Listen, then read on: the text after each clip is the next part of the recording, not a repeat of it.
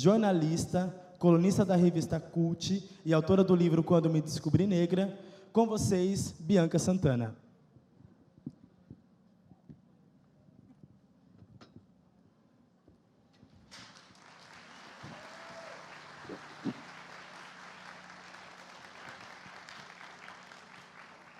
Boa noite. Uma honra imensa participar deste festival, nessa cidade incrível, com um tema tão importante. Então, esse é o 6º Festival Literário de Iguape, tem um tema Território e Identidade. Um tema muito sensível no Brasil todo, mas especialmente nessa região, é um tema de que precisamos falar. E essa primeira conversa é com uma mulher negra, uma grande intelectual do nosso tempo. Para vocês não acharem que eu sou exagerada, talvez vocês percebam daqui a pouco que eu diria que ela é a grande intelectual do nosso tempo, mas eu vou dizer uma das, para não parecer tão forçado. Djamila Ribeiro.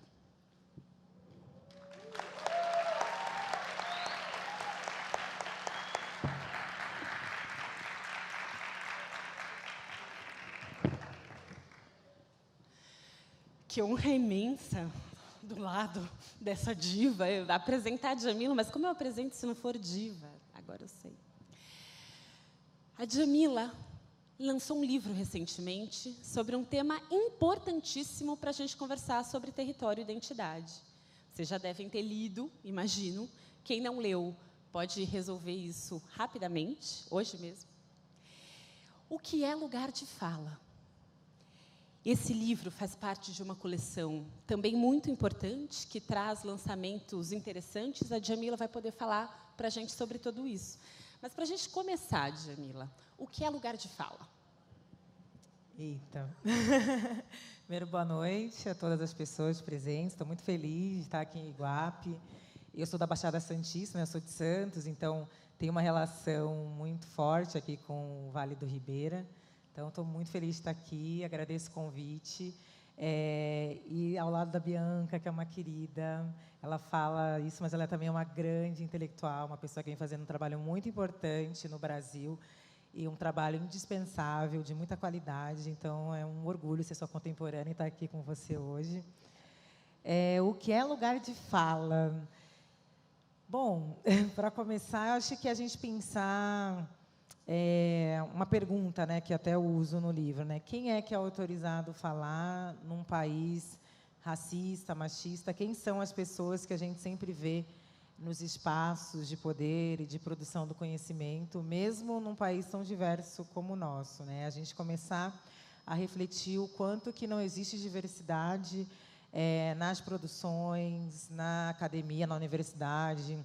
Mesmo, muitas vezes, a gente estando em regiões que tem, como essa, né, muitos remanescentes de quilombos, muitos povos indígenas, muitas vezes, na maioria das vezes, a gente não vê essas pessoas ocupando espaços de poder. Então, é a gente começar a fazer esses questionamentos, desnaturalizar isso e entender que, por conta, a gente não está nos espaços, não é porque a gente não quer ou porque a gente não tem capacidade, mas porque existe um sistema que impede que a gente esteja nesses lugares. Então, a gente começar a refletir sobre isso, né, e entender por que a gente, enfim, não tem na escola um ensino forte sobre os povos indígenas, ou sobre os quilombos, sobre as histórias negras, e a gente perceber que existem outros mundos, outras possibilidades de mundos e de existência, mas que em sistemas como esses, isso acaba sendo negado para nós, né? Mas acho que um outro ponto importante é também a gente discutir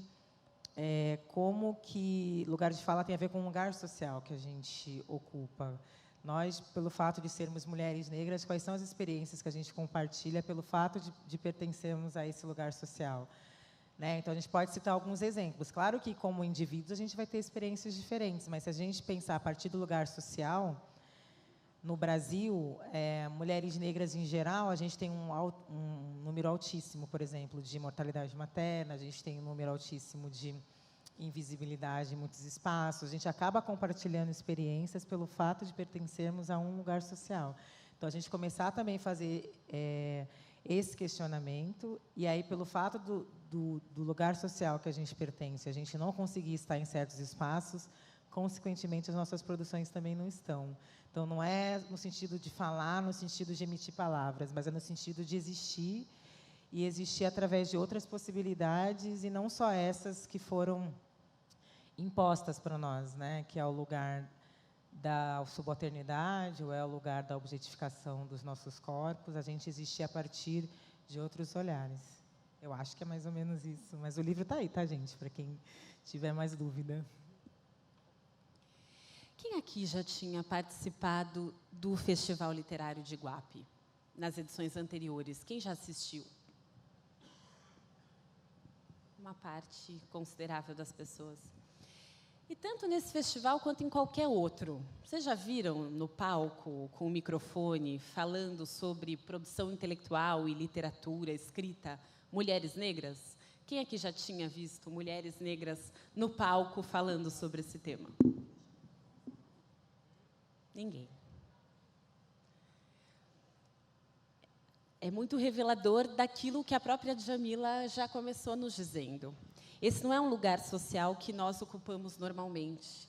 E tem uma mudança de olhar e de paradigma muito importante nesse momento.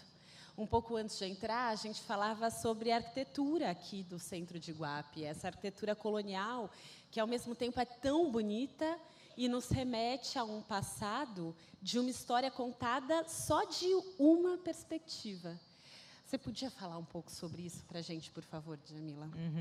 No caminho para cá, eu estava vendo as construções e achando tudo muito bonito, mas tem um significado histórico aí muito forte para nós, que vem desde um período onde nós éramos escravizados, né? E o Brasil foi o último país das Américas a abolir a escravidão. Tem uma história, mesmo no pós-abolição, né, de não pensar medidas de inclusão para a população negra. Então, quando a gente fala também de lugares de fala, é a gente entender qual é o contexto do país que a gente vive, porque muitas vezes a gente fala desses temas e aí as pessoas falam, mas isso é mimimi, ou isso não existe mais. E aí não entende que esse país foi fundado no racismo porque foi um país que teve 354 anos de escravidão negra, em que a população negra produziu riquezas para o Brasil, mas não, na verdade, conseguiu fazer parte dessa distribuição de riquezas. E o nosso presente tem uma ligação direta com o nosso passado. A gente precisa conhecer o nosso passado, entender o que aconteceu nessa época, entender que o quanto o Brasil foi um país extremamente violento com a população negra, mas também entender os outros pontos de vista dessa história, porque aí é contado assim, o negro foi escravo e ponto. Primeiro que nós fomos escravizados, né? Entender o negro como o escravo não é uma condição inerente, a gente teve uma ação que submeteu a gente a ser escravizado. E aí não te contam que existiram várias formas de resistência, que o quilombo de Palmares teve mais de 100 anos de existência. Aqui é uma região que existiram vários quilombos, que existiram resistências, que existiram pessoas que não aceitaram simplesmente isso passivamente, assim como existiram também várias resistências indígenas em relação a isso. Então, é importante também, é fundamental contar a história a partir desses atores também, a gente conhecer quem foram as figuras importantes aqui da região, enfim, que lutaram contra a escravidão, que lutaram contra diversas formas de violência, a gente conhecer a história de Zumbi dos Palmares, de Dandara dos Palmares, conhecer a história de figuras que muitas vezes não são apresentadas para a gente na escola ou não são apresentadas dentro dessa história que é dita como história oficial, né? Eu acho que, claro que a gente precisa falar, sim, dos períodos de violência, a gente precisa saber disso, até para conseguir entender por que a maioria das pessoas hoje que estão aqui nunca viram mulheres negras falando no palco, e isso não é porque a gente não sabe ou não queira, mas é porque existe uma dificuldade de entendimento de quem está no poder, muitas vezes, de entender que não é realístico, né, que é a pergunta que eu faço, é realístico num país como o nosso, tão diverso, de maioria de população negra, somente um grupo ser representado nos espaços? Então, quando a gente fala da importância da gente falar como mulheres negras, não é simplesmente pelo fato de sermos mulheres negras ou porque, pelo fato de sermos mulheres negras, a gente tem uma visão muito especial. É simplesmente pelo fato de entender que não é justo, num país onde a gente é a maioria, a gente não estar representada nesses espaços ou só estar em determinados espaços. Né? E isso acontece porque a gente precisa questionar, entender a origem social das desigualdades, que isso não é natural, né? Que isso não foi providencialmente fixado, que isso foi construído à base de opressões, né, desses grupos. E isso é muito importante. Eu costumo dizer que a gente precisa, de fato, ter a responsabilidade de conhecer a nossa história, para que a gente consiga entender o país que a gente tem hoje, para a gente não desmerecer lutas que são importantes, muitas vezes porque a gente acha que não existe. O achismo é uma coisa muito complicada, né? A gente tem fatos históricos nesse país, a gente precisa conhecê-los para poder entender o porquê que é importante, aqui na 6ª Festa Literária de Iguape, a gente poder falar sobre isso, ter esse tema para a gente poder discutir sobre isso. A gente vai ter Conceição Evaristo amanhã, vamos ter Elisa Lucinda e tantas pessoas que estão produzindo há muito tempo e que tiveram reconhecimento tardio, né, como a Conceição, que tem 71 anos, como ela mesma diz, né, preciso conhecer esse sistema que fez com que eu fosse reconhecida só aos 70 anos, né, de uma maneira mais ampla. E por que que isso acontece? Isso acontece porque a gente só vai entender quando a gente conhecer a nossa história de um país que foi extremamente violento, um país que é racista, e de um país que ainda mantém esse pensamento colonial muito forte, de achar que a gente não tem que estar nos espaços que a gente ocupa hoje. Maravilhoso. Mas tem mudanças acontecendo, porque mesmo nesse cenário estamos aqui, e que importância as pessoas que organizaram este festival trazerem este tema para cá. Então, quebrando o protocolo no meio da conversa, eu vou pedir para que a gente aplauda a equipe que organizou o festival, especialmente na figura do Fernando, da Kelly, de toda a equipe da Poier.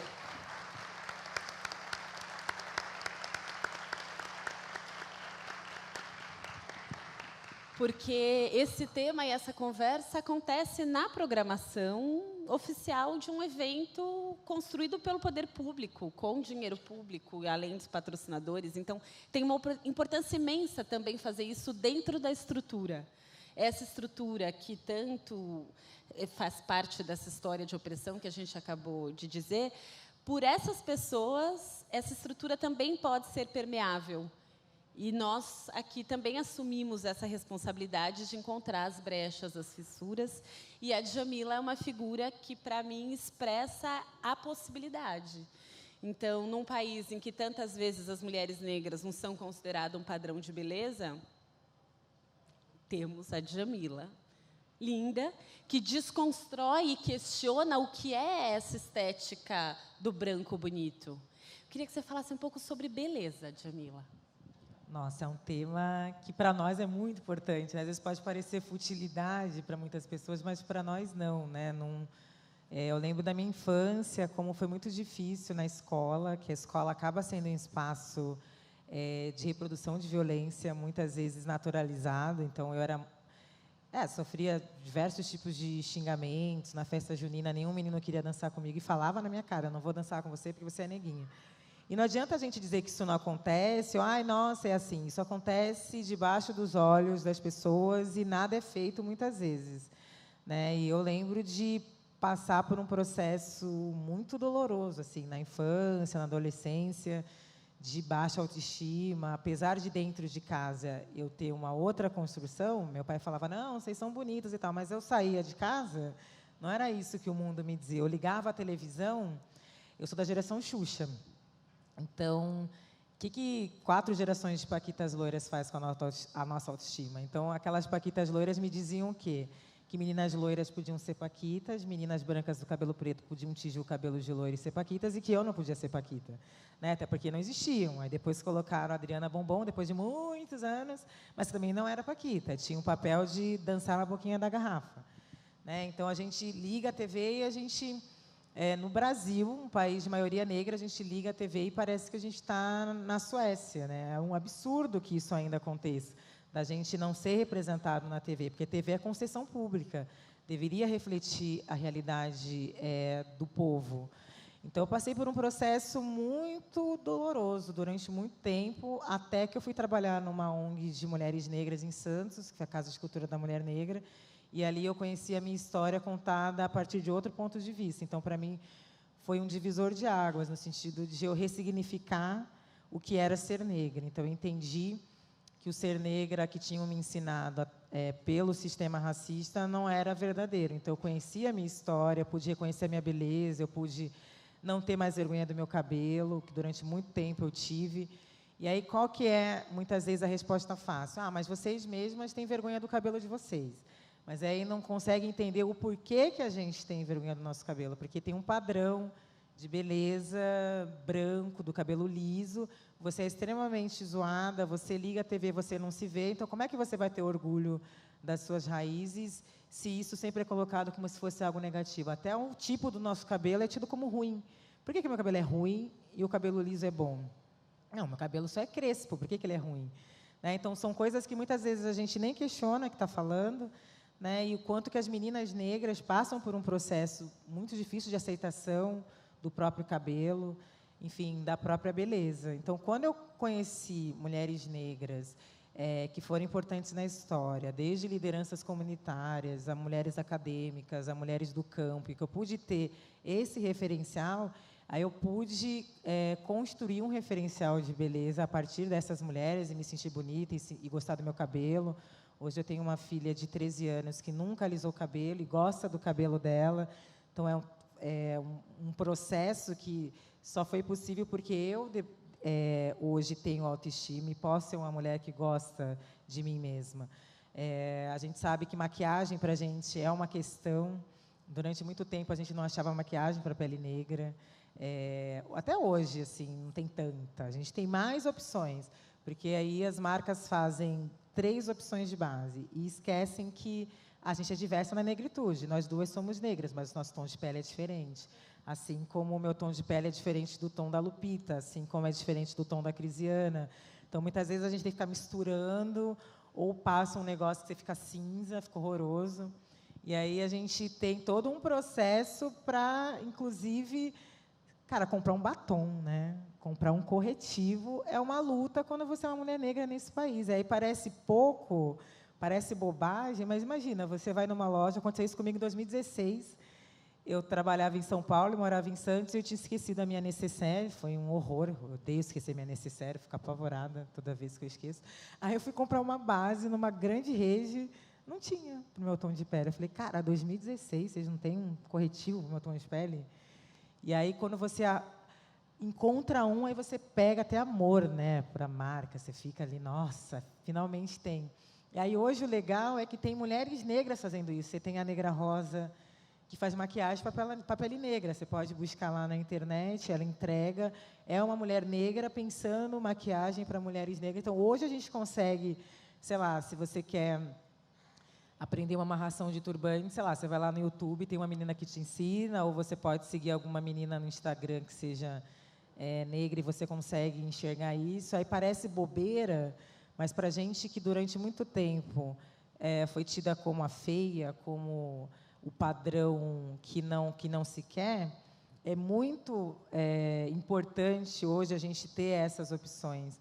Mas até hoje, a gente, mesmo com toda a mudança que tem, a gente tem muito a avançar ainda quando a gente olha para espaços onde, enfim, se discute beleza e a gente vê ainda no Brasil um espaço de maioria branca. Então, não é possível, né, que a gente ainda aceite isso. Então, hoje eu me sinto uma mulher bonita, hoje eu gosto de mim, mas foi todo um processo que eu tive que ir descobrindo, desconstruindo, para hoje poder gostar de mim, olhar no espelho e gostar do que eu vejo. E isso também não significa que todos os dias eu gosto. Tem dia que eu olho e falo, nossa, não estou legal, mas também tudo bem.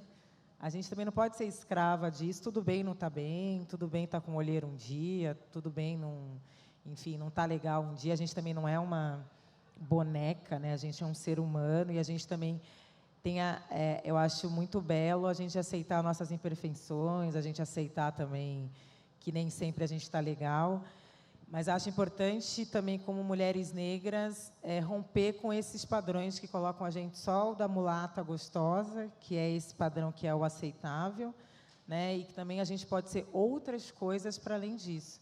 E mesmo tendo esse padrão da mulata gostosa, você não vê esse padrão na mídia em geral. Você vê no carnaval, aí colocam na televisão. Até pouco tempo atrás, a Globeleza aparecia nua na TV, sem que as pessoas achassem nada demais naquilo, como se aquela representação fosse a única representação possível para nós.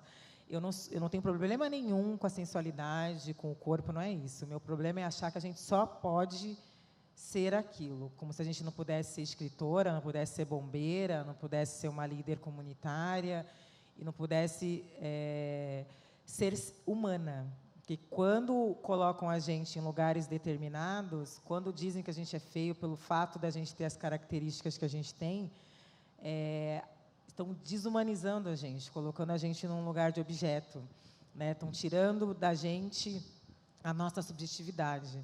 E é muito importante a gente recuperar isso, entender que o quanto que é importante a gente construir esses caminhos que restituam as nossas humanidades que foram negadas. E, no caso das mulheres negras, passa necessariamente, sim, pela questão do belo, que numa sociedade como a nossa, porque aqui que as pessoas vão dizer, mas eu não sou obrigada a achar tal cor bonita, tal, é questão de gosto só. E de não entender que tem uma construção social em cima disso, que na construção do belo, o racismo tem um papel preponderante, porque o que é considerado feio numa sociedade racista? A pele escura, o cabelo crespo. O que é considerado bonito? Mulheres como a Marina Rui Barbosa. Tem um padrão de beleza que é imposto, então não dá para dizer que é só gosto. Os nossos olhares são condicionados para achar só o padrão da Marina Rui Barbosa bonito, e a gente precisa começar a descondicionar os nossos olhos, e que não é só questão de gosto, tem aí uma construção, tem aí o racismo com um papel preponderante para a gente olhar para uma menina do cabelo crespo e dizer que o cabelo dela é feio, ou que ela tem que alisar o cabelo. Por que a gente fala isso? Ela é assim, são as características dela. Por que a gente acha que as características próprias de uma pessoa é um defeito, é algo ruim?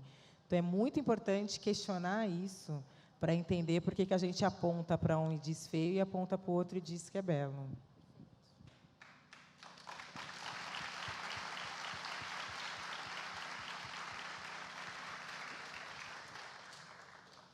E muitas vezes essas questões são tratadas como menores, como você disse, e tem uma hierarquização de saberes. Então, determinados temas, assuntos vão para o festival literário, vão para os livros, eles importam, e outros não importam.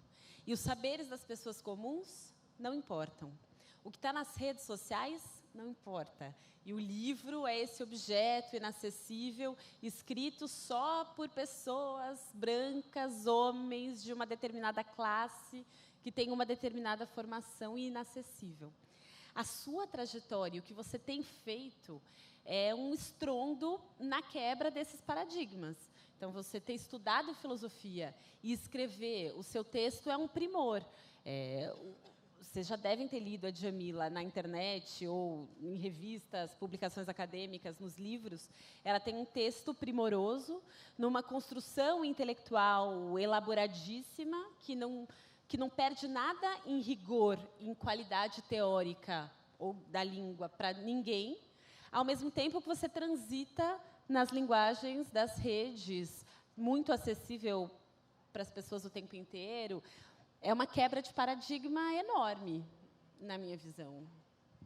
Inclusive, na academia, tem pessoas que falam que tem preconceito com a gente que, enxerga a importância de ser acessível. Então, tem aquela coisa de achar que, se você escreve de um modo que as pessoas entendem, você não é tão brilhante. Eu acho justamente o contrário. Ainda mais na filosofia, que é uma área muito complicada, masculina, branca, tem pouquíssimas mulheres brancas, mulheres negras, então, menos ainda, e que tem aquela coisa toda da erudição, do falar difícil. Nas aulas, os professores perguntam, nossa, mas vocês não leem alemão mesmo? Aí você fica, nossa, alemão é aprendido em qualquer escola no Brasil de graça, né? Então, tem aquela coisa de só se filosofa se você sabe filosofar em alemão ou em francês. Tem muito essa coisa na filosofia. Então, na graduação, eu já olhava aquilo e eu falava, gente, não é possível, eu não estudei nenhuma mulher. Né? Mesmo a Simone de Beauvoir, que eu estudei durante a graduação, eu tive que estudar, apresentar para o orientador para ele me orientar. Eu não tive aula de nenhuma filósofa mulher branca europeia, quanto mais Angela Davis ou outras autoras negras. Então, tem muito essa coisa de que você tem que ser meio inacessível, meio blasé, que você está falando e ninguém está entendendo nada. E eu acho isso muito patético, na verdade, porque eu fico pensando... Tá, eu só vou falar de uma maneira que ninguém entende, então, qual que é o ponto disso? Né? O que é? Manutenção de poder. Então, você quer manter poder falando de uma maneira que a pessoa não entende, e a linguagem é um grande instrumento de manutenção de poder. Eu não vou falar filosofês para um público que não estudou filosofia, as pessoas não têm a mínima obrigação de saber disso. Então, eu quero falar de um modo que as pessoas entendam o que eu estou falando. Se eu estou num evento só, sei lá, de filosofia contemporânea, eu posso falar, de repente, mais filosofês, porque as pessoas que estão ali dominam aquela linguagem. Agora, se as pessoas não dominam aquela linguagem, por que eu vou ficar falando daquela forma? Então, da mesma forma que eu não domino a linguagem, sei lá, da antropologia, eu não vou dominar a linguagem de quem estudou astronomia, e é isso.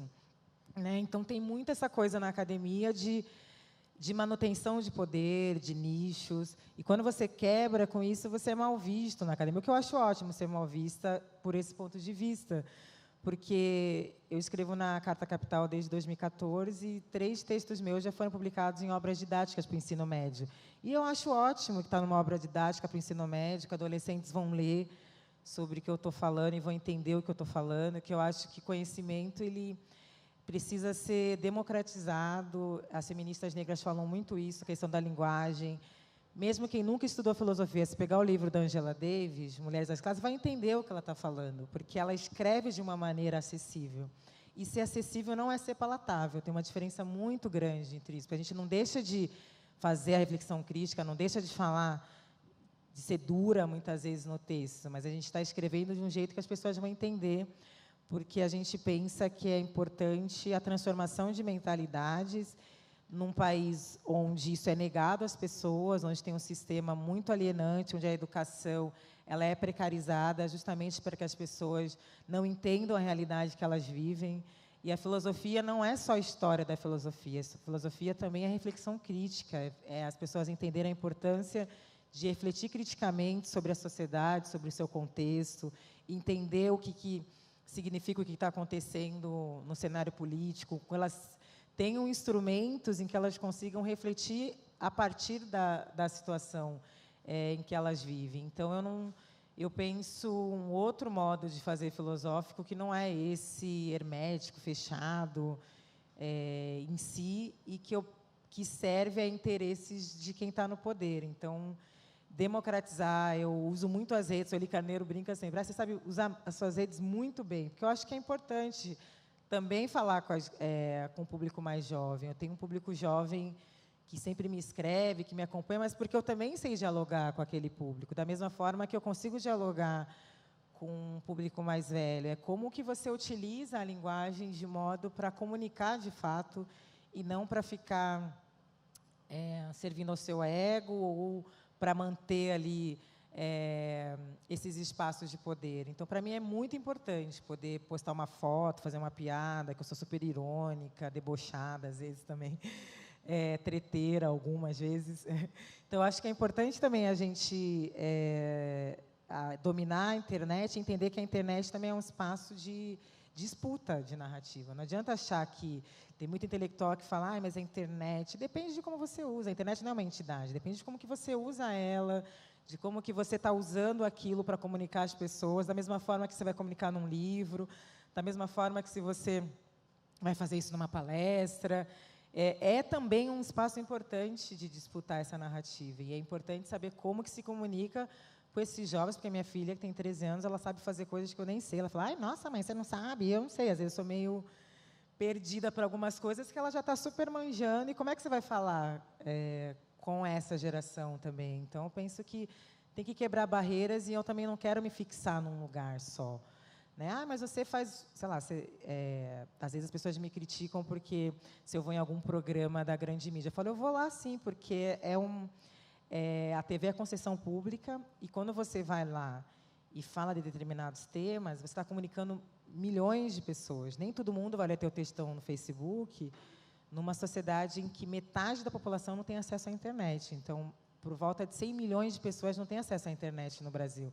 Mas uma ida sua, muitas vezes, num programa para falar de certos temas, você consegue atingir as pessoas, né? E eu recebo muita resposta. Estava na Ilha do Combu, ano passado, que não tem internet, mas tem antena parabólica. Uma mulher ribeirinha veio falar comigo que tinha visto um dia que eu fui no programa e ela entendeu que era violentada e não sabia. Né? Então, não adianta, a gente tem que usar esses espaços, óbvio, usar com estratégia, saber o que a gente está fazendo lá, com o pé no chão, sem deslumbre, não tem glamour nenhum, saber o que está fazendo lá e ter uma estratégia marcada para comunicar às pessoas sobre isso. Da mesma forma que numa revista eu vou falar sobre isso, eu não mudo o meu discurso em nenhum lugar que eu estou. Claro que, às vezes, você está num programa de TV, às vezes você não pode xingar o convidado que está do lado que falou besteira, mas você pode dar umas olhadas assim que vira memes, às vezes. Mas aí você vai falar o que você acredita que é coerente com você. Acho que tem que manter a coerência, independente dos espaços que você está. Mas é importante estar também. E a Djamila, ela aponta caminhos e possibilidades para todas as pessoas. Ela é uma referência importantíssima para nós, mulheres negras, é evidente. Mas não só para as mulheres negras, ela é uma referência importante para todas as pessoas. A questão racial no Brasil é uma questão para todo mundo. Pessoas brancas também estão imbricadas na questão racial. Mas não era isso que eu ia perguntar. O que eu ia dizer é que, normalmente, em evento literário, as pessoas reclamam que no Brasil ninguém lê e que não se vende livro, porque é uma tragédia. Vocês já devem ter ouvido isso várias vezes, eu já ouvi muito. E é uma alegria perguntar isso para a Djamila, porque ela vende muito livro. Então, num país em que dizem que ninguém lê, você está conseguindo colocar o livro como uma possibilidade mais acessível para muita gente. Como está a coleção, o seu livro, Djamila? A coleção foi lançado o 3º livro, né? Porque a coleção Feminismos Plurais é uma coleção que o objetivo é ser didática, acessível, desde o preço, né? Que custa R$19,90, e que não é fácil deixar um livro a R$19,90 no Brasil, porque só as livrarias são 40% do valor do livro, né? A gente tem um sistema literário muito complicado. Então, a gente ganha, eu devo ganhar em cima, sei lá, de R$5 por livro. A gente deixou com frete grátis do site, só de frete é R$7, mais todas as outras despesas. Quando a gente pensou a coleção, a gente sabia disso. Não é para a gente ganhar dinheiro, até porque é muito difícil ganhar dinheiro, enfim, vendendo livro no Brasil. Mas a gente queria que fosse acessível, que na bibliografia tivesse a maioria de referências de pensadoras e pensadores negros, uma maneira de dizer que existe essa produção, o problema é a falta de visibilidade dessa produção. Então, o meu livro deve ter 90% de referência de pessoas negras. E a gente está conseguindo vender bastante, assim, que para a gente imaginava que fosse vender bem, mas não tanto. A gente vendeu 15 mil livros do que é Lugar de Fala. Mas também em pouco tempo, porque a gente lançou em novembro de 2017. Então, mais uma das estratégias foi focar em lançamentos nas cidades. Então, a gente fez um lançamento em São Paulo, no Rio e BH, os grandes lançamentos. A gente também fez pelos interiores de São Paulo. E aí, o que é a nossa ideia também? É sempre coletivo, porque essa coleção ela é toda com uma construção coletiva, né? Letramento, justificando. Tem a Isis, que é a minha produtora Abraça à Direita, está aqui, que produz os eventos. Então, em São Paulo foi assim, a gente precisa de um lugar, a gente não pode pagar, a gente não tem dinheiro. Então, e aí, a gente pode fazer no seu espaço? Pode. Aí a gente faz parcerias, então o bar fica para você. Então, aí a gente fez na Casa do Baixo Augusto, em São Paulo. E aí, o diferencial é a gente fazer festas, lançamento, para também não ficar aquela coisa chata, monótona. Então, tinha DJ, tinha comida, a gente contratou um buffet nigeriano, de comida nigeriana, e aí tem várias pessoas juntas fazendo várias coisas. E um dos diferenciais também é a parceria que a gente faz. A gente fez uma parceria com a Lola Cosmetics, que é uma marca que faz produtos para cabelo, enfim, dela comprar livros nossos para a gente distribuir para as pessoas. Porque, por mais que custe R$19,90, a gente sabe que R$19,90 para muitas pessoas como nós é muito dinheiro. E mesmo a gente distribuindo livros, a gente vende muito livro, as pessoas vão comprar os livros. E no Rio foram 200 livros, a gente fez na Casa NEM, e aí a Giovana Xavier, pelo Intelectuais Negras, organizou, e aí a Casa NEM cedeu espaço. No fim das contas, a gente acabou fazendo na rua, porque não ia caber. Mas aí veio a cerveja da Mulher Guerreira, que são cervejeiras negras vender cerveja, aí veio as meninas do Batuque Mulher, aí veio a menina que vende brinco. A gente fez um grande evento com várias mãos, várias pessoas naquele espaço, e a gente vendeu 800 livros, mesmo do ano 200. E em BH também foi um susto, em BH, para a gente, quando o editor falou, não, a gente vai fazer no Sesc, eles contrataram e tal, para um teatro de 1.400 pessoas. Eu falei, imagina, você é louco, como é que a gente vai lotar aquilo lá, desesperada? E aí foram 3.000 pessoas. A metade teve que voltar para casa. E para a gente foi muito chocante, assim, a gente chegar em BH e ver aquela fila, a hora que a gente foi chegando naquela fila, aí a gente chora, a gente se abraça, porque é tudo tão duro de construir, de fazer, de conseguir passagem, aí tem que pedir passagem para um, para outro. No lançamento do Rio, a editora é em BH, ele põe os livros no porta-mala e vai. São Paulo foi a mesma coisa, ele pôs os livros no porta-mala e foi vender. O nosso editor, ele fica vendendo livro, né? Então, a gente também fez ali teve um diferencial também para atrair as pessoas, mas eu acho também que mostra o quanto que essa demanda está reprimida no Brasil, quanto que as pessoas estão cansadas de não se verem nas produções.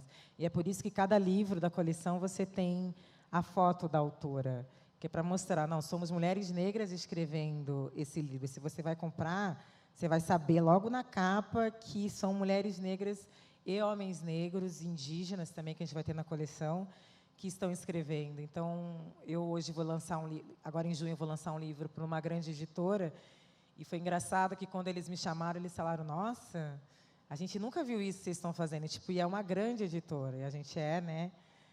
Essa coleção e tal, incrível, né? A gente né? Mas só a gente sabe, vocês estão vendendo mais que autores nossos. A gente fala, por que será? Né? Então, também é criar um ambiente que seja acolhedor, porque muitas vezes esses espaços de livro, de livraria, é um espaço muito hostil, muito que às vezes as pessoas passam e acham que não é para elas. Então, a gente também cria um ambiente em que as pessoas entendam, não, é para você sim, é para você que mora na periferia, é para você que mora no interior.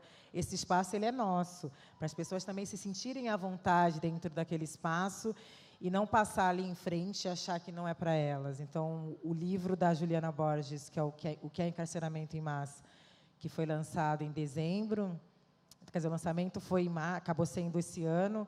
O da Joyce Bert, o que é empoderamento, já estão entre os mais vendidos do site da Amazon, né? Que também a gente está adentrando espaços onde a gente não adentrava antes, né? Então, a gente fica muito feliz de ver esse sucesso, mas é tudo relação, construção coletiva, muito comprometimento e maneiras também de burlar esse sistema que é muito excludente, né? Então, a gente não faz lançamento em livraria mesmo, assim, porque a gente fala, cara, 40% vai para a livraria. Então, a gente prefere dar esses livros para as pessoas, fazer parceria, do que ficar ali à mercê de um sistema. Claro que a gente vende em livraria, mas os lançamentos a gente sempre tem a preocupação em fazer um lugar que seja um teatro, ou uma casa, ou um espaço de militância, para que as pessoas se sintam à vontade também de estar lá.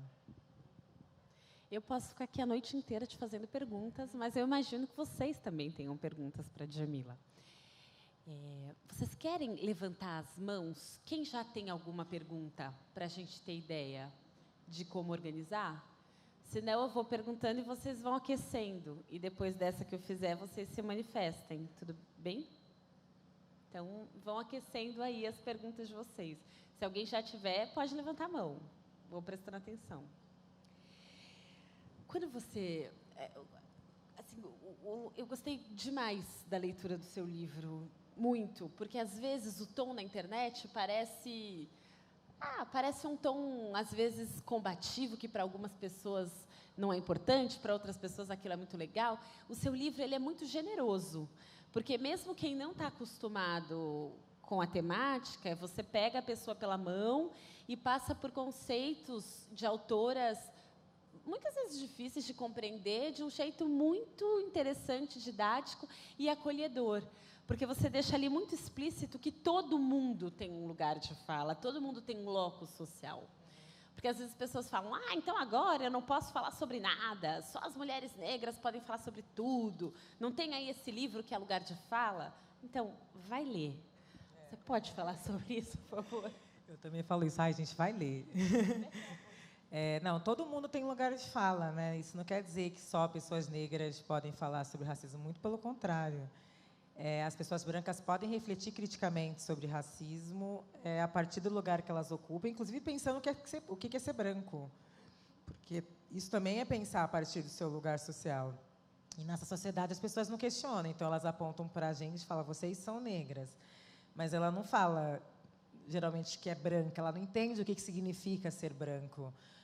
O branco como metáfora do poder, o que significa você ocupar espaços de privilégios. E isso é importante que as pessoas reflitam, da mesma forma que os homens reflitam sobre masculinidade. O que é essa masculinidade que ensina os meninos desde cedo que ser homem é ser agressivo, é não chorar, né? Como é que a gente vai produzir masculinos sensíveis numa sociedade onde o masculino é o espelho da força, da agressividade?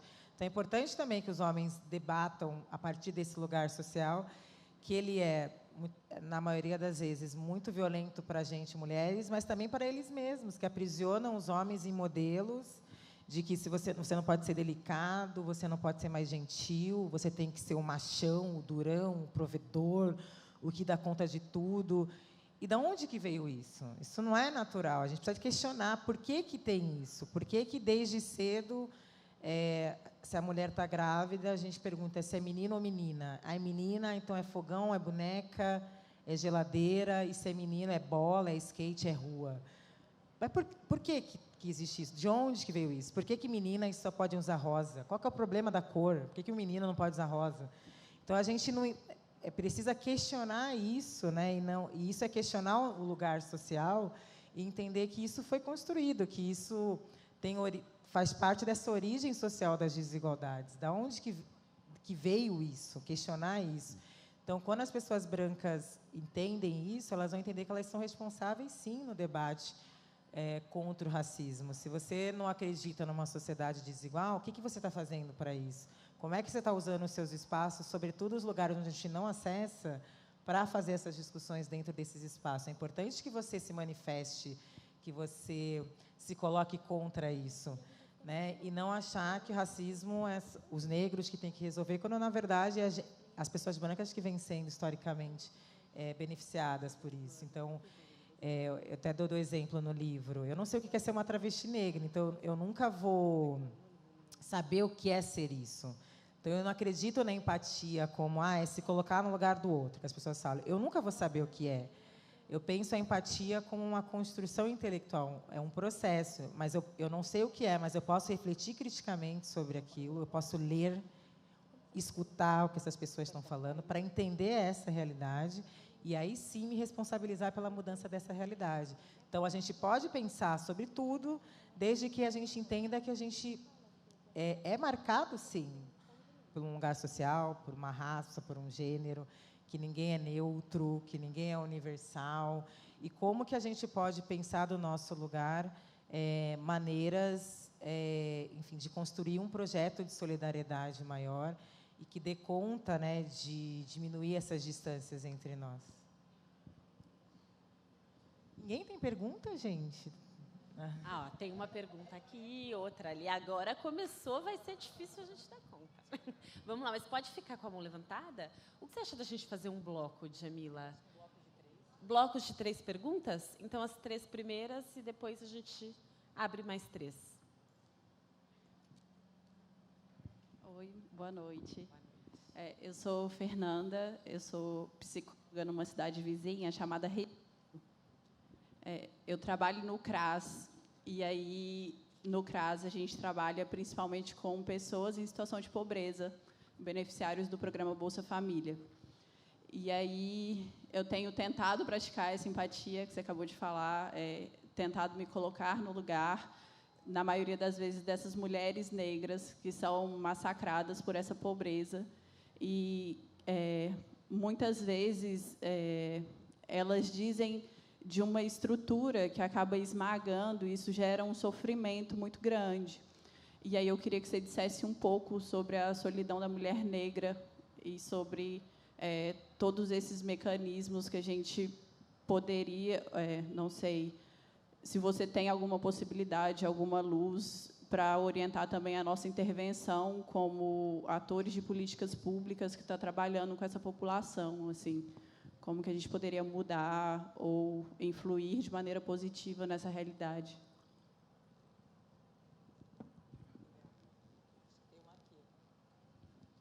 Acho que pode fazer bloco de 3, eu respondo as 3, pode ser? Acho que tem um menino que levantou a mão. É uma menina. Menina, desculpa. Tem aqui ela. E tem mais uma pessoa na ponta. Tinha mais gente aqui.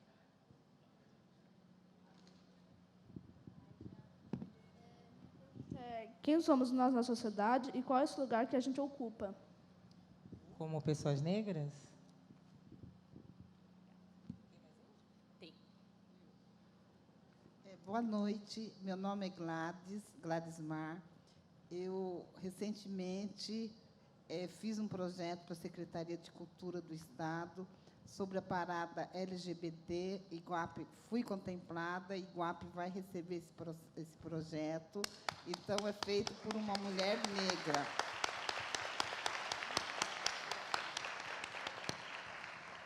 Não sou gay, não sou lésbica. Sou mãe, negra, avó, casada, e é preciso fazer alguma coisa. E, como negra, eu também sofro preconceito. Quer dizer, a mulher negra sofre preconceito 2 vezes. Uma por ser mulher e a outra por ser negra. Então, o que eu posso fazer? Eu me questiono muito também como negra. Eu não sou uma negra com dó. Então, eu acho que a base do país todo é cultura. Eu estou vendo em todos os lugares que eu vou falar, estou fazendo... Quem sou eu, gente? Eu não sou nada. Eu sou simplesmente uma cidadã que crê que cada um é possível fazer sua parte. Então, eu estou saindo em várias cidades do Vale do Ribeira, falando, divulgando o nosso evento que vai acontecer na cidade. E eu me deparo com coisas horrorosas, né, de preconceito, de todas as formas, quanto a mulher, quanto o negro, quanto o gay. Só que eu não me conformo, eu sou muito inquieta. Então, o meu papel na sociedade, por ser mulher, por ser negra, eu procuro ocupar. E o que eu estou vendo a cada dia mais, a falta de cultura. A cultura, eu vejo que ela aumenta seus horizontes. Ela expande seus horizontes e te dá uma nova forma de consciência. Agora, como negra também, eu sou assinante da UOL. E a UOL, até o ano passado, tinha uma página de beleza. Só que vinha até cabelos encaracolados. E cadê o cabelo carapinha, que é o meu? O que eu fiz? Eu liguei para quem assinava aquela página e reclamei. Cadê a minha representatividade? O nosso país não é só feito de... Nós somos um arco-íris de cores, né? Então, cadê a nossa representatividade? E fui ouvida, sim. Assinava a Marie Claire também. E a Marie Claire não saía. Máxima Moreninha, cadê? Então, liguei e na redação fui muito bem ouvida e atendida. Então, às vezes, eu acho que falta um pouco do posicionamento do negro também. Sair da zona de conforto e falar o que eu vou fazer aqui, o que eu estou fazendo. Então, eu não posso ficar esperando que os outros façam por mim. Eu tenho que ter consciência do meu papel, que eu sou um ser humano comum. E, ainda mais, eu vejo que, no Brasil, o preconceito não é tanto de cor. O preconceito é muito financeiro, que é diferente o preconceito lá fora. Não adianta você ter um saco de dinheiro, mas eu não gosto da sua cor. Aqui não, é um preconceito pior, velado, e justamente pelo poder aquisitivo. Eu acho que conforme a tua cor, conforme você entra, né? Conforme o seu bolso, você não passa de ser um negro como um outro qualquer. Então, é isso que Obrigada, eu falo, Gladys. a militância do negro também, a importância. Obrigada, viu? Muito obrigada. Só da Gladys você tem umas 4 perguntas. 3 né? perguntas. Eu vou começar pela sua, então. Eu não acho que é uma questão só de classe, de dinheiro. Não é uma questão... O Brasil, de fato, ele é um país extremamente racista, mesmo você pertencendo à classe média, né? Eu sou uma pessoa eu sou filha de trabalhadores, meu pai era estivador, minha mãe era doméstica. Hoje eu sou uma pessoa de classe média e isso não me blinda, muitíssimo pelo contrário, de sofrer racismo, né? E isso é algo que acontece diariamente. Eu tenho uma filha que passou por vários processos também de racismo, estudando em escolas de classe média. Então, o Brasil, de fato, ele tem um problema racial, né? Se fosse assim, a gente vê casos, por exemplo, independente de não gostar dele, enfim, o Joaquim Barbosa, ele estava um dia num restaurante, um cara chegou e deu a chave na mão dele. Dirige aí, achando que ele era um manobrista. Na época, ele era ministro do Supremo. O fato dele ser ministro do Supremo não blindou ele de sofrer racismo. Então, eu penso que é o contrário. Eu acho que existe, obviamente, a questão de classe, o preconceito de classe no Brasil. Mas, quando a gente não tem representatividade negra, quando a senhora tem que ligar para a UOL para ter pessoas negras lá, isso mostra o quanto o nosso país é racista. Quando não tem pessoas do cabelo como o nosso, meu cabelo também é crespo, e a gente tem que reclamar, é porque esse país é racista, né? Então, eu acho que a gente precisa assumir o quanto que o Brasil é um país que tem que avançar muito no debate racial, e todas as vezes que eu tive a oportunidade de estar fora do Brasil, foi totalmente diferente o tratamento. Não que não exista racismo nesse lugar, existe super. Mas não é nesse nível surreal do Brasil que a gente entra numa loja e as pessoas estão seguindo a gente porque a gente é negro. Ou de você perguntar uma coisa na loja, quanto custa aquilo?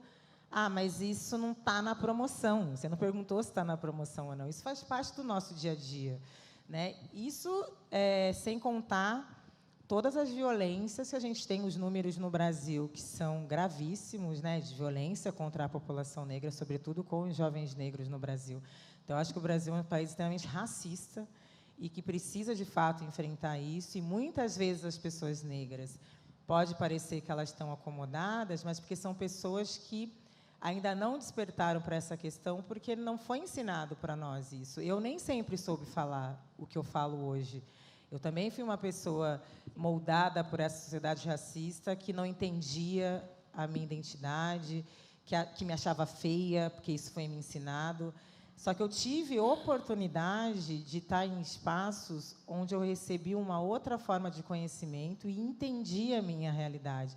Muitas vezes as pessoas não falam porque simplesmente elas não sabem, né? Ou não sabem como. E num país como o nosso, extremamente desigual, e que a educação pública, a gente sabe como é difícil as pessoas terem essas ferramentas. Acho que cabe a nós tentar disseminar isso, né? Tentar contaminar positivamente as pessoas e mostrar que é possível, né? E entender muitas vezes o porquê que aquela pessoa não está agindo. Muitas vezes porque ela não sabe como ou sequer entendeu o que significa isso na sociedade.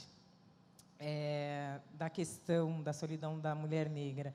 Eu gosto muito quando você traz isso, porque às vezes a gente acha que a solidão é só no campo afetivo, né?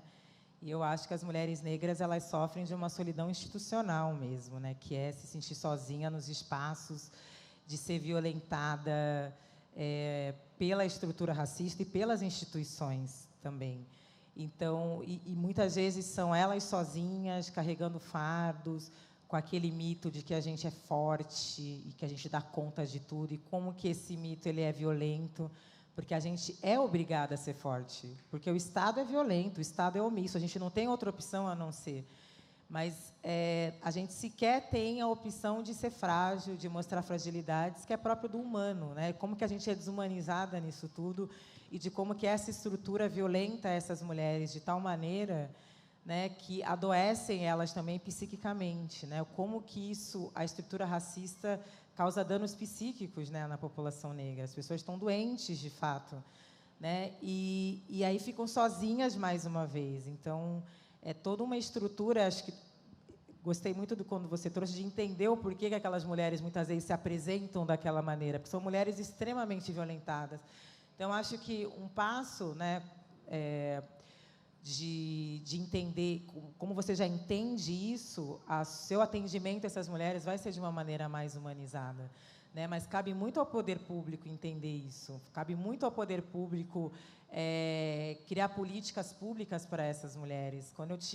No meu curto período como gestora, a gente pensou um projeto que era o atendimento psicossocial para mulheres vítimas de violência, que perderam os filhos vítimas de violência policial. Imagina essas mulheres enterrando os seus filhos sistematicamente e adoecendo. Né? Pensar programas, políticas específicas para essas mulheres é essencial para a gente melhorar o índice de desenvolvimento humano da cidade. Quando grupos não estão sendo bem tratados e são vulneráveis, a cidade inteira perde com isso. Então, quem é gestor precisa ter esse olhar, porque muitas vezes falam, eu governo para todos. Mas quem são esses todos? As pessoas são marcadas por raça, por gênero.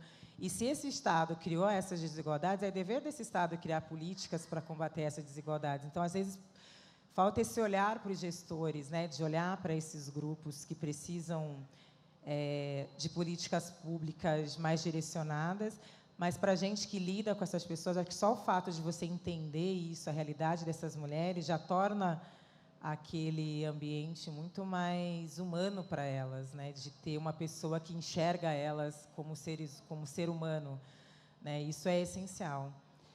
E a sua pergunta é como nós somos? Quem somos quem nós? somos nós? E que lugares a gente ocupa?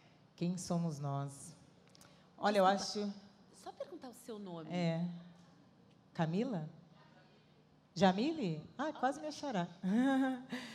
Quem somos nós, Jamile? Eu diria que nós somos pessoas que têm uma história de resistência, que têm uma história de luta, que a gente não é isso que a sociedade racista diz que a gente é, que nós somos pessoas diversas, pessoas com capacidade, pessoas inteligentes, e o que falta para a gente ocupar outros espaços são as oportunidades. A gente só não está em determinados espaços porque as oportunidades não são iguais. Né? Quando a gente discute racismo, a gente não está falando no sentido de...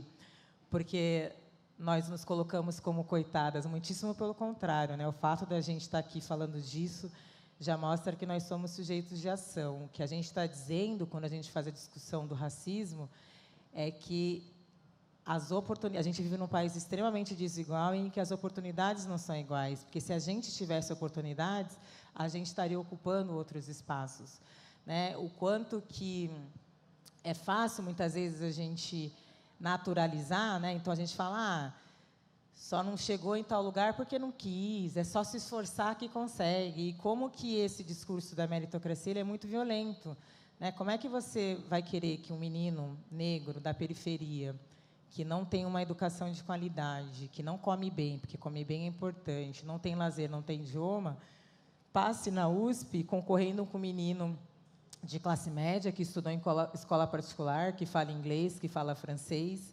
Esse menino que estudou na escola particular, ele não é melhor que o menino da periferia por estar na USP, ele simplesmente teve condições concretas ele teve oportunidades para. Então, eu acho que nós somos um povo de muita luta, de muita história, a gente precisa conhecer a nossa história e entender que a gente só não está em determinados espaços porque essa sociedade ainda insiste em não fazer o debate honesto de como que o racismo nos nega oportunidades. Antes de abrir o próximo bloco, se vocês já quiserem levantar as mãos, acho que o pessoal já procura com o microfone, queria fazer uma provocação, adoraria que todo mundo pudesse responder quem é de Iguape, mas infelizmente não vai dar. Eu procurei sobre a história da cidade antes de vir. E a história da cidade ela é contada por um ponto de vista. A história oficial de Iguape. Acho que essa é uma pergunta-provocação. De que outros pontos de vista dá para contar a história dessa cidade? E aí, é o próximo bloco para a Djamila. Boa noite. Eu sou Paulo Rafael. Eu queria saber, você falou da questão dos seus pais, né, estivadores, empregada doméstica, né? Queria saber qual a importância deles no sentido da sua formação, né? Porque são profissões que normalmente não sobra quase nada, né? Questão da motivação também, para você pegar um caminho aí também literário, né? Porque é meio difícil, a gente sabe as questões aí, né? E a importância também para os jovens, né, nesse sentido. E a questão por exemplo, a gente tem muitas mulheres negras encarceradas, e qual o papel nesse sentido dos homens negros ou não, né? O que pode fazer a diferença nesse sentido? Aqui na frente tem alguém aqui. Tudo bem, meu nome é Mariana. Bianca, minha pergunta, na verdade, era para você.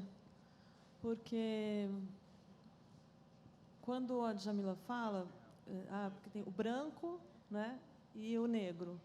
E quem não é, obviamente, nem branco nem negro, né? Então, quem assim é pardo, né? Por exemplo, meus filhos, eu sou branca, minha origem é europeia. Meu marido é negro. Meus filhos parecem mais brancos do que negros. Eles estão meio que, eu sinto que eles estão num limbo, assim. Eu não sei, queria que você falasse um pouco sobre isso. Talvez as duas falassem, mas... Tem mais uma pergunta lá atrás e depois a gente tenta abrir mais um bloco com vocês duas. Vamos ver se a gente consegue abrir um último. Boa noite. O meu nome é Michele Oliveira Santos. Eu sou filha de nordestino e eu também fui vítima de violência doméstica, abuso sexual, e eu já tive uma crise de identidade. Onde não existe japonês, é nipo brasileiro, né? Eu acho que é o termo correto que se fala, né? Mas, hoje em dia, eu estou me capacitando, né? Para a sociedade, né? E eu busco mais no índio, negro e branco, né? Porque eu estou em processo de construção, né? É só. Obrigada. Respondendo à primeira pergunta, meus pais tiveram um papel essencial na minha construção, porque meu pai era estivador, trabalhava em Santos, né? Eu sou de Santos.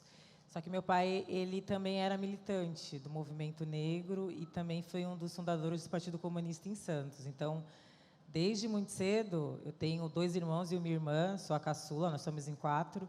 Meu pai falava desses temas dentro de casa para a gente, forçava a gente a estudar, brigava para que a gente estudasse, porque ele não teve oportunidade de estudar. E a minha mãe tem uma presença muito forte na minha vida, porque minha mãe era uma mulher que dizia, não, tem que ir, tem que meter a cara, tem que ir mesmo. Ela era muito brava, mas, ao mesmo tempo, ela tinha esse olhar de dizer que, olha, eu não pude, mas não quero que você tenha o mesmo destino que eu tive. Então, os dois muito que lutaram para que a gente pudesse estudar. E eu ainda sou de uma geração em Santos que existia o colégio, ainda tem, né? Mas hoje não é tão bom quanto antes, que é o Colégio Moderno dos Estivadores, que só estudavam filhos e netos de estivadores. Então, eu estudei lá na década de 90 e tive uma boa educação. E o meu pai, ele, por exemplo, não tinha, sei lá, às vezes móveis novos em casa, mas a gente estava fazendo curso, meu pai colocou a gente fazer inglês, eu aprendi a jogar xadrez com 6 anos. Meu pai, ele era um homem extremamente culto, apesar de não ter educação formal. Então, ele lia muito, ele era autodidata, ele aprendeu a jogar xadrez levando a gente para a tela de xadrez, ele tinha no quarto dele uma estante com centenas de livros, ele lia para a gente, ele fazia a gente ler, ficava de castigo se tirasse nota baixa, levava a gente ao teatro e fazia toda vez a mesma cerimônia, levantem, a gente tinha que levantar. Aí ele falava, ó, olhem em volta, e a gente olhava. Aí ele perguntava, quantos negros tem aqui? E a gente, ai, só a gente, pai, porque era sempre ele fazia isso. Mas ele é por isso que eu quero que vocês estudem, porque esse país... Aí a gente, na época, eu achava aquilo um porre, mas hoje, cara, foi tão importante isso para a minha formação, de tem que estudar. Né? Então, eles tiveram um papel assim, primordial. Eles já são falecidos, eles faleceram... A minha mãe faleceu em 2001, meu pai faleceu em 2002, foi anos seguidos. Eu era muito jovem ainda, mas, ao mesmo tempo, eles estão muito presentes na minha vida, na forma como eu encaro a vida, na forma como eu entendo que eu, hoje, só ocupo esses espaços porque eu fiz parte de uma geração que teve acesso a políticas públicas. Né? O ciclo do trabalho doméstico foi quebrado na minha geração porque eles se sacrificaram muito para isso. E aí, ao mesmo tempo que é importante, ao mesmo tempo é muito triste, né? Porque eles tiveram que se sacrificar para que hoje eu pudesse, enfim, ocupar os espaços que eu ocupo. E isso é muito presente na minha vida, na forma como eu milito, na forma como eu me coloco no mundo. Eu sempre falo, não tem glamour nenhum. Eu posso estar, sei lá, um dia num programa de TV, no dia seguinte, tirei a maquiagem, vou para casa, boto minha sapatilha, 6 horas da manhã eu tenho que acordar para botar minha filha para a escola, depois eu tenho que fazer almoço para ela, depois eu vou escrever, depois eu vou dar uma palestra, depois eu vou fazer... Então, eu acho que a criação que eles me deram me dá muito esse guia, esse pé no chão, para manter o foco, para manter aquilo que eu acredito. E na questão do encarceramento, há uma discussão muito importante falar do encarceramento feminino, né, de quanto que tem aumentado cada vez mais o número de mulheres encarceradas. E são mulheres que têm que enfrentar depois a solidão, porque elas são abandonadas pelos seus companheiros, o contrário não acontece, as mulheres estão sempre lá nas filas dos presídios, né? E o quanto que esse debate é muito importante, porque elas, e são mulheres que estão sendo presas por questões que não precisariam ser presas, a gente precisa tá sofrendo, estão reduzindo o número de audiência de custódia, a gente está fazendo uma discussão...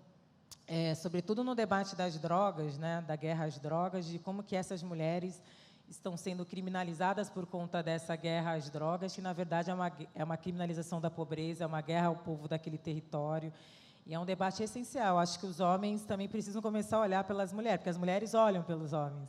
Né? Eu acho que falta esse olhar, muitas vezes, de olhar para as mulheres que acabam sofrendo depois com essa solidão e tem que lidar com tudo sozinha, levar a família inteira sozinha nas costas, e qual é a responsabilidade, né, de uma paternidade responsável, qual é a responsabilidade de uma masculinidade sensível, responsável, também no trato com essas mulheres. Né? Na questão que você trouxe da identidades, né? Claro que a gente é um povo que, muitas vezes, a gente tem muita mistura e a gente passa mesmo por essas crises de identidade, de quem que a gente é, né, de como é que a gente se coloca no mundo. Eu acho que isso é um processo... muito comum na formação das nossas identidades. Quando não está tão marcado, né, na nossa pele, a gente tem dificuldade de entender o que a gente de onde a gente veio. Eu acho que é um caminho importante, interessante, a gente descobrir mesmo essa nossa árvore genealógica, entender quem foram as pessoas que fizeram parte da nossa construção, da nossa família, para a gente poder se entender como. Mas a forma como a gente parece na sociedade também é muito importante. Então, por exemplo, eu tenho primas que têm a pele extremamente clara e são lidas como branca, por mais que elas tenham pessoas negras na família. Então, o modo também como a sociedade te vê é extremamente importante também para a gente pensar essa identidade. Né, como você trouxe, já respondendo a sua pergunta, por mais que seus filhos tenham pai negro, se na sociedade eles são vistos como brancos, isso significa que eles vão ser tratados de maneira diferente do que eu, por exemplo. Então, isso também é importante na hora da gente pensar. Claro que eles são jovens que têm origem negra, já que o pai é negro, isso é inegável, e eles podem, obviamente, terem orgulho dessa cultura, terem orgulho dessa origem. Isso é inegável, mas o modo como a gente se apresenta e a gente é visto diz muito como o modo como a gente vai ser tratado. Então, isso também é importante na hora da gente pensar essa construção de identidade. Óbvio que ele tem que conhecer a cultura do pai dele, da família do pai dele, dos pais dele, mas se ele aparenta para a sociedade como branco, ele vai ser tratado diferente. Ele não vai sofrer violências que pessoas negras sofrem. Então, isso também é importante na hora dele se entender como um sujeito na sociedade. Você quer responder a questão dela?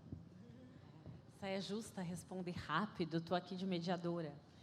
Mas meu nome é Bianca, o meu nome é branca em italiano. Então, nada podia ser mais explícito quanto um projeto de branqueamento familiar, quanto o meu nome. A minha avó materna, uma negra de pele muito escura, ela tinha uma meta de branqueamento explícita, porque para ela era tão sofrido ser negra no Brasil que todo mundo só podia casar com gente branca para melhorar a raça, melhorar o sangue. Isso está no imaginário do brasileiro. Todo mundo já ouviu uma coisa assim, em casa, na vizinhança. Eu demorei muito tempo para me olhar e ver uma mulher negra. Eu tenho um livro chamado Quando Me Descobri Negra. Tem várias histórias, vários episódios que aconteceram comigo ou que eu ouvi de outras pessoas que eu não compreendia como sendo fruto do racismo estrutural do Brasil. Eu achava que era uma questão da minha família. Então, meu pai morreu quando eu tinha de 11 para 12 anos, numa situação muito violenta. Eu achava que era uma questão nossa. Meu avô saiu de casa quando minha mãe tinha 2 meses. Meu pai saiu de casa quando minha mãe tinha 2 meses. Eu tenho um irmão encarcerado. A minha mãe foi doméstica, a minha avó foi doméstica. Então, eu tenho tantos marcadores na minha história do que é o racismo na sociedade brasileira que eu sou uma mulher negra, por mais que a minha pele seja clara. E como eu sou lida socialmente, em alguns lugares as pessoas querem me ver branca. Então, é quase um prende o cabelo, porque se eu alisar o cabelo, eu posso até parecer branca. As pessoas vão... É só a gente não repara muito no seu nariz, nos seus traços, na sua cor. A gente pode fingir que você é branco. Em algumas situações. Em outras situações, nem você alisando o cabelo. Porque, com esse cabelo liso, desse jeito, dá para ver que não é assim e que o seu lugar é outro. Então, o tempo inteiro, nos lugares onde eu chego, de verdade, se eu não estivesse com essa roupa, ou mesmo que eu estivesse com essa roupa, vocês iam me ver ali fora e achar que eu ia ser a pessoa sentada aqui? Normalmente eu chego nos lugares, alguém foi muito honesto e falou, não. Quando eu chego nos lugares, eu pergunto, especialmente em lugares de elite, quem trabalha nesse prédio se parece comigo? As pessoas ficam assim. Não, gente, fala, por favor, fala. Oi? Ah, não. Alguém quer falar quem eu pareço? Eu pareço a faxineira. E não tem nenhum problema com isso. A minha mãe foi doméstica. É uma profissão, não é sobre isso que eu estou dizendo. Mas eu não posso ocupar outros lugares nessa sociedade? Eu acho que é isso que a Djamila quer dizer. Tem a ver como eu me vejo, mas tem a ver como as pessoas me veem. E é uma construção complexa. Tem um termo, colorismo, que se você procurar na rede, você vai encontrar muita informação. Eu escrevi um texto na revista Cult desse mês sobre esse tema especificamente. E lá eu aprofundo mais a história do pardo. Pardo é um termo no Brasil usado de N formas, desde o período colonial. Quem não quiser comprar a revista, não precisa, tá, gente? Pode me mandar um e-mail e eu mando o texto para vocês depois. É biancasantana@gmail.com. Eu mando o e-mail, mas pode ser que daqui a algum tempo fique já aberto na internet. Dá tempo da gente fazer mais 2? Tinha 2 pessoas com a mão levantada. Ih, 3, então. Então, a gente faz 2. Tem mais alguém? 3. Bom, ainda bem que não sou eu que vou passar o microfone. São as últimas 3 perguntas. A gente pode conversar depois também. Pronto. Na hora que encerrar, a Djamila fica um pouco disponível ainda. Tem aqui, lá atrás. Boa noite, o meu nome é Marlene Stidati. Eu sou presidente atualmente da Associação de Artesãos e Produtores Caseiros de Iguape. Em 2010, nós fomos contemplados como ponto de cultura. E o tema que nós abordamos na época era a cultura negra. E, para nós iniciarmos o trabalho, a gente começou estudando a comunidade negra em Iguape. E a gente descobriu que essas pessoas não se identificavam como negras. Para nós foi um choque. A gente, então, teve que reformular todo o projeto e trabalhar de outra forma essa questão. E assim, não é uma pergunta, é uma... provocando mesmo essa provocação que você fez, Bianca. Vendo esse ponto de vista, que é visto aqui da sociedade iguapense. A comunidade não se enxerga como negra. Quem são os negros aqui? Eu acho assim muito triste. Eu sou descendente de japonês, não tem como negar isso. Eu fui para o Japão,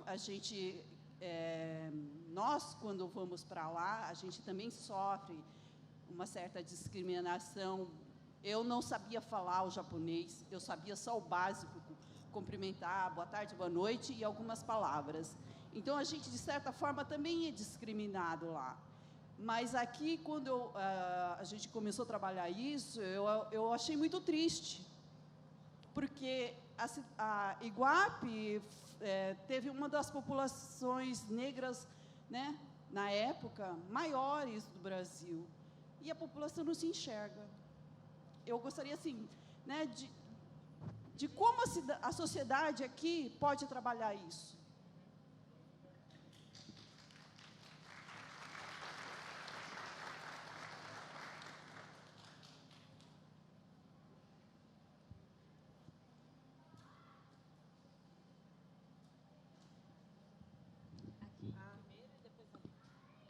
Olá. É uma luta muito grande da mulher, Cindy, da mulher negra. Você, quando você publicou o seu livro, você considera ele um escudo contra todos os ataques racistas? E você acha também que quem vai ler vai levar ele como um escudo para se livrar dessas ofensas do racismo hoje em dia? Você acha que o seu livro vai causar isso no seu leitor? Ou já está causando? Boa noite, eu sou a professora Márcia, sem voz. Me considero nem negra, nem branca, na minha certidão está branca, Me considero caiçara, iguapense, mas me considero parda, Porque essa identidade veio com o tempo e com a lei de 2012, Que foi o estudo, sou professora de história, o estudo do negro, Dentro dos bancos escolares. 2013, né? 2003. 2003, Nem 2012, 2003.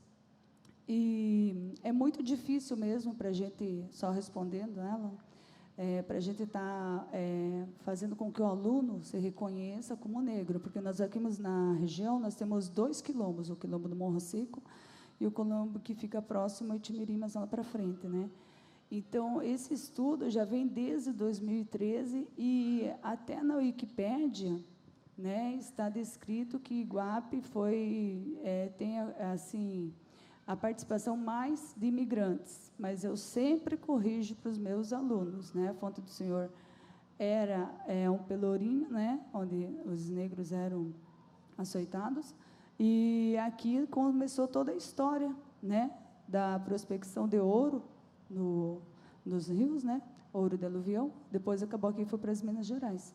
Então, a própria história, como ela estava falando, não, assim, o negro aqui não conta a história, é contado por um outro ângulo, não é visto pela identidade do povo do Rocio, que é um bairro onde havia muitos sítios, muitas fazendas maiores, e foi utilizada assim a mão de obra escrava. E nas minhas aulas sempre eu estou falando dessa situação, mas em termos de literatura, de escrita, identificação do espaço, e reconhecimento da população negra, não há mesmo. Há só trabalhos, como você falou, da academia, da USP, porque pode até causar estranheza o que eu vou falar, só existe cota para o Enem e para o vestibular, mas cota para a academia não há. Então, é até muito difícil algum professor querer escrever sobre a identidade, sobre a visão do negro, da visão do negro, do quilombola, que está no Morro Seco, né? Já que não acontece isso, é diferencial lá do município de Eldorado. Existem já outros escritos, livros, tudo. E a minha pergunta é assim, como aluno, né, de escola estadual, ele consegue chegar à academia? Porque ele não consegue, como você falou, não tem inglês, não tem francês, e a maioria da literatura, do que ele vai pesquisar dos autores, tem essa condição para ele estar lendo, e ele não tem acesso a todo esse... É a hierarquização do poder mesmo em cima, e não se reconhece por conta desse pensamento que já está há 400 anos aqui no nosso país, certo? Na verdade, você respondeu a primeira pergunta, né? Que é exatamente isso, né? Como é que essas pessoas vão se reconhecer como negras numa sociedade em que ser negro é tido como algo ruim?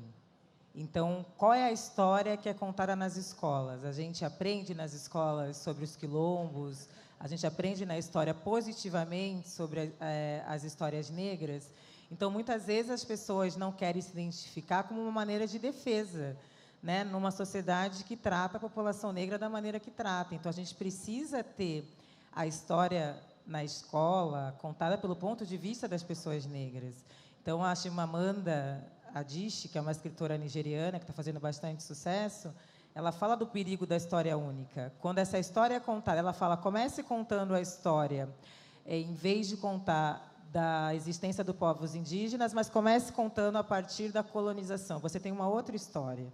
E que história que é essa que é contada por esse ponto de vista?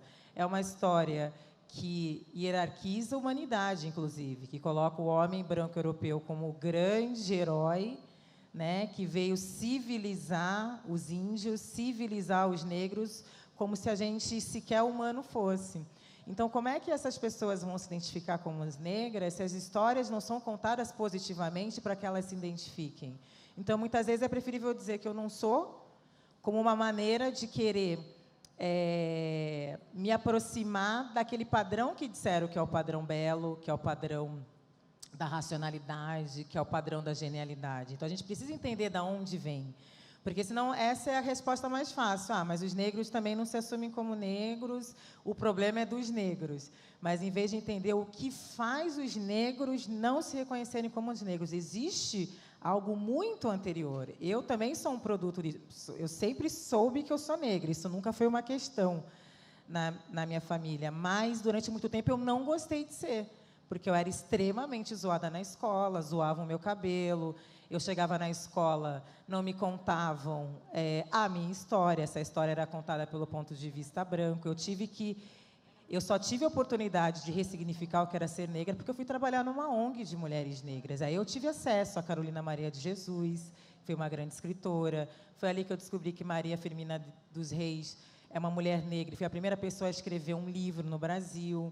Aí eu fui saber quem é Lima Barreto, que foi um grande escritor brasileiro. Eu fui entender quem foi a Cotirene, eu fui entender que existiram irmandades negras no Brasil. Isso tudo não chega para nós como deveria chegar. Então, isso faz com que as pessoas negras tenham um problema sério de identidade. Então, acho que o que a gente pode fazer é mudar a forma como essa história é contada. É mudar a forma como a história negra é contada no Brasil. É criar políticas públicas, é criar projetos para que essas pessoas tenham acesso a essa história, para que elas possam conhecer a sua história a partir do que ela é e não contada a partir do ponto de vista eurocêntrico, né? Tem um filósofo que eu gosto muito, Walter Benjamin, que é um filósofo alemão, e ele era judeu, foi perseguido pelos nazistas, e ele dizia que a história é contada pelo ponto de vista dos vencedores. E que se a gente não quebra essa história, os vencedores nunca cessam de vencer. Se os vencidos não tiverem oportunidade, vencidos entre aspas, de contar sua história, os vencedores vão vencer para sempre, porque essa história é colocada como a historiografia oficial, né? Como se ela não pudesse ser refutada. Então, se a gente começar a contar a história a partir dos quilombos, das figuras importantes, se a gente começar a contar a história a partir dos povos indígenas, das diversas culturas indígenas, que são vários povos indígenas, culturas diferentes, línguas diferentes, as pessoas vão ter muito mais orgulho de ser o que elas são. Agora, numa sociedade que diz que negro é feio, que você tem o cabelo ruim, que as representações que aparecem na mídia é sempre do negro bandido ou do negro violento, como é que a pessoa vai querer se identificar com aquilo? Então, a gente precisa mudar esse sistema que faz com que essa pessoa não tenha orgulho de si mesma, né? Porque, senão, a gente cai no discurso fácil, quer dizer, o próprio negro não se assume, o próprio negro não quer fazer tal coisa, mas por que ele não quer? Né? É muito doloroso, até hoje, no Brasil, a gente ligar a televisão e uma novela que se passa na Bahia tem um elenco branco. Esse é o Brasil. Né? A gente vai à Bahia, a gente vai a Salvador, que é uma maioria de pessoas negras, você não vê pessoas negras dando aula na universidade, é uma ou outra. Você não vê pessoas negras no poder público, é uma ou outra. Então, a gente precisa mudar esse sistema excludente para que as pessoas consigam se identificar com as suas histórias. Né? Então, pensar como que a gente pode criar estratégias e criar maneiras de fazer com que essa história seja contada de outra maneira, de outra forma, para que o povo negro consiga se identificar mais. Eu acho que isso vem mudando, mas é um trabalho, né, sobretudo num país que criou um mito da democracia racial, de que racismo não existe. O Brasil negou durante muito tempo a existência do racismo. A gente precisa conhecer esse contexto do Brasil, que louva a miscigenação, mas não contam que ela começou fruto de estupros de mulheres negras no período da escravidão, de um país que romantiza a escravidão. A gente precisa entender o nosso contexto, porque aí a gente vai concordar em muito com o que o Kabengele Munanga fala, que é um grande intelectual, que é africano, mas mora no Brasil, deu aula na USP, que o racismo no Brasil é um crime perfeito. Né? Eles negam a existência do racismo, não dão oportunidades para as pessoas negras, não contam a nossa história e depois vão dizer que a culpa é nossa por a gente não se identificar ou por a gente não se gostar, em vez de mudar essas regras que fazem com que a gente sequer se enxergue. Respondendo acho que eu também respondo você também muito nessa resposta. E a você, eu nem sei se é escudo que eu diria. Eu acho que talvez seja um instrumento, o livro, na verdade, de luta também, porque é uma maneira, não só o meu livro, mas como a coleção também, da gente poder ter base, né, para a gente poder ter mais argumentos de maneira acessível, porque a gente precisa entender o quanto que é importante a gente saber argumentar. Né? E aí, por isso que o livro tem essa proposta didática, porque a gente quer atingir também muito o público jovem, a gente tem conseguido. Quer dizer, quando a gente vai fazer esse debate, a gente precisa muito saber do que a gente está falando, a gente precisa conhecer o nosso contexto, a gente precisa, porque quem está no poder sabe argumentar ou, muitas vezes, tenta deslegitimar a gente por conta disso. Então, é muito importante a gente ter instrumento ali que nos forneça armas importantes. Eu acho que o conhecimento é uma arma muito importante de combate ao preconceito, de combate à discriminação. Quando a gente conhece a nossa realidade, quando a gente conhece sobre aquilo que a gente está falando, a gente tem muito mais condições de ir para a luta de uma maneira mais embasada. Então, talvez eu veja como uma arma mesmo que faz com que a gente consiga furar certos bloqueios e entender a importância do conhecimento como uma arma potente, né, para a gente conseguir fazer o debate honesto, fazer o debate certo e entender ele como uma ferramenta importante de transformação. Que maravilha de conversa, que inspiração para a quebra de silêncios. E conhecendo mais da trajetória da Djamila e sobre o que ela produz, acho que todo mundo pode sair daqui muito inspirada a contar outras versões da história, a buscar que história é essa. Então, pensem nas condições em que a Djamila faz essa produção. No livro dela já existir como esse instrumento, essa arma tão poderosa, tudo que cada uma das pessoas que estão aqui podem fazer. A gente muitas vezes repete que não existe documento, que não tem memória sobre o que foi outra visão do que é o Brasil. Isso não é verdade. A gente tem muitos documentos em cartórios, Câmara de Vereadores, igreja, nas pessoas mais velhas, nos lugares. Então, fica um desafio para quem está aqui hoje, se sente mobilizada, ir atrás dessa história. ir atrás dos documentos, entrevistar as pessoas mais velhas. Eu tenho certeza de que vocês vão encontrar informações inacreditáveis sobre a história de Iguape. E fica o desafio de escrever essa história, de escrever na internet, de escrever em livro, de editar o verbete da Wikipédia que está errado, de cobrar o poder público para que outras visões da nossa história venham à tona, para que a gente saia do silenciamento, para que a gente ocupe o nosso lugar de fala, de quem somos, de quem é a Jamile, não é? A Jamile, quando ela pergunta para a Djamila quem somos nós, essa resposta todo mundo aqui precisa construir a partir do lugar que a gente ocupa. Tenho certeza de que a gente teve uma abertura de festival magnífica. No sábado, vocês vão poder ouvir muitas pessoas aqui da região falando sobre território e identidade. Então, pessoas que já assumiram esse desafio há mais tempo. Djamila, só tenho a agradecer a vocês que vieram, a quem organizou esse evento maravilhoso, a quem trabalha som, iluminação.